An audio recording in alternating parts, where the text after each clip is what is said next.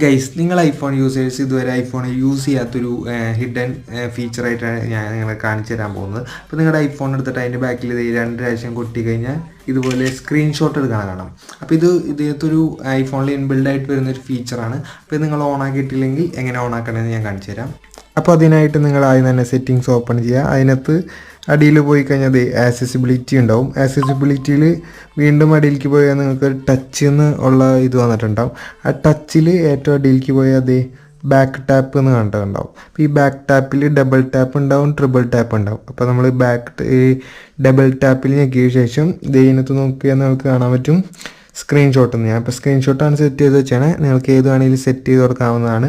ഞാൻ 2 പ്രാവശ്യം ടാപ്പ് ചെയ്യണമെന്നുണ്ടെങ്കിൽ ഇതിനകത്ത് സ്ക്രീൻഷോട്ട് എടുക്കണം കാണാൻ പറ്റും. 1 2 കണ്ട കേസ്. അപ്പോൾ ഇത് നിങ്ങളുടെ ഐഫോൺ ചങ്കിന് അയച്ചു കൊടുക്കുക. ചാനൽ സബ്സ്ക്രൈബ് ചെയ്തിട്ട് പോവുക. സബ്സ്ക്രൈബ്.